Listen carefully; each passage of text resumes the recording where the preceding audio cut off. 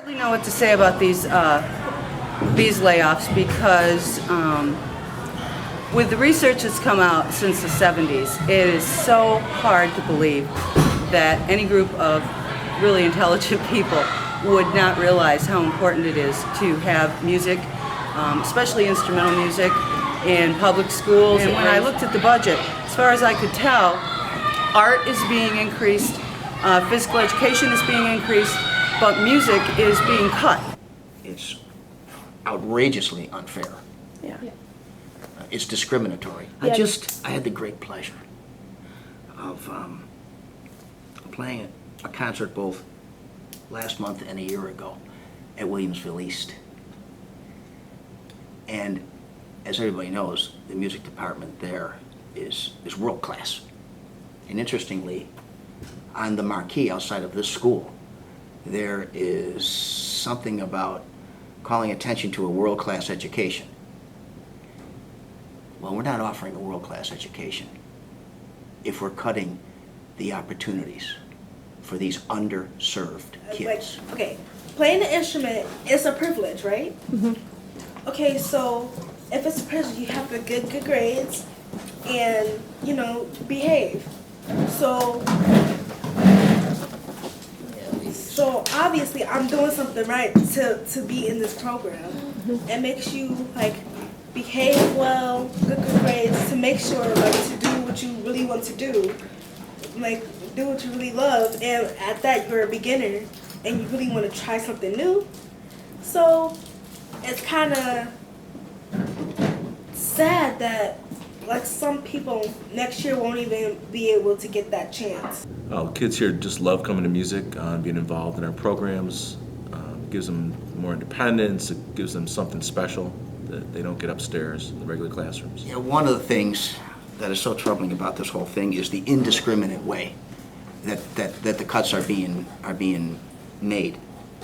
And the board will tell you, the powers that be, the decision makers will tell you that they have not cut the instrumental music program. And it's a wordplay, but it's true. And one of the ironies is that I agree with their premise. That is, what they have done is they have given the principals more autonomy with regards to their budget. So that means they can decide whether they're going to have a librarian or a math specialist or a half a band teacher, that sort of thing. The principals, are they trying to actually keep the music program alive?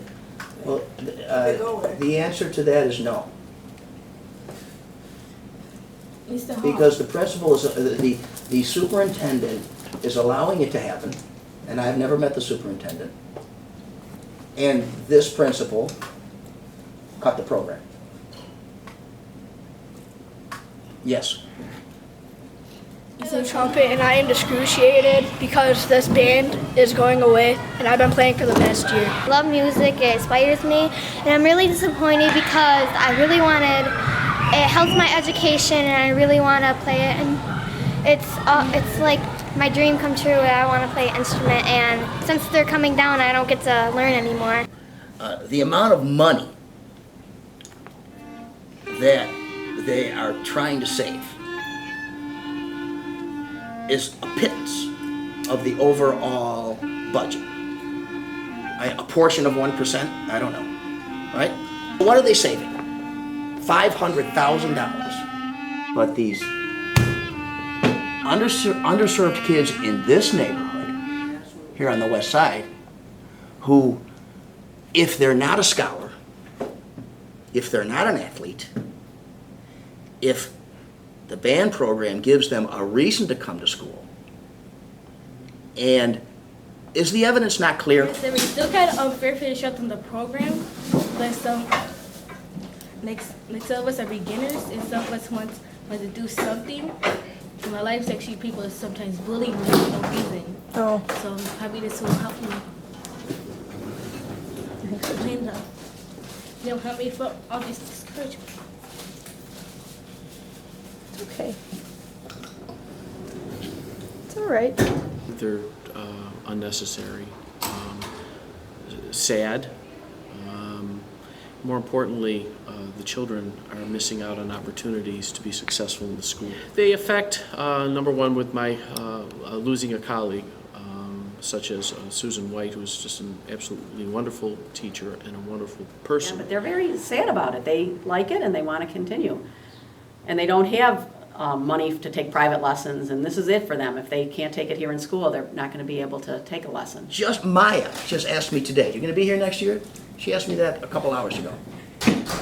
Enthused about playing, enthused about all the opportunities that it brings to you, and yet they're finding with their wordplay, they're finding ways to couch this, to veil the fact that these underserved kids, and I know that's a theme with me, but they are. These underserved kids are not going to have the same opportunities. It's, I don't know. Music is, the language of music is more than bilingual. It's multilingual. And again, the evidence is clear as to how studying an instrument, studying music, studying an instrument helps with your intellectual development and the learning processes. Rhythm is math. Learning to read music is literacy. Do we not have an obligation to teach the whole child? A. And B, do we not have an obligation to teach every child? So it isn't just the instrumental program. It trickles down, all the way to the students. And the students, if you have a district that claims we're all about the students, you really can't justify something like this.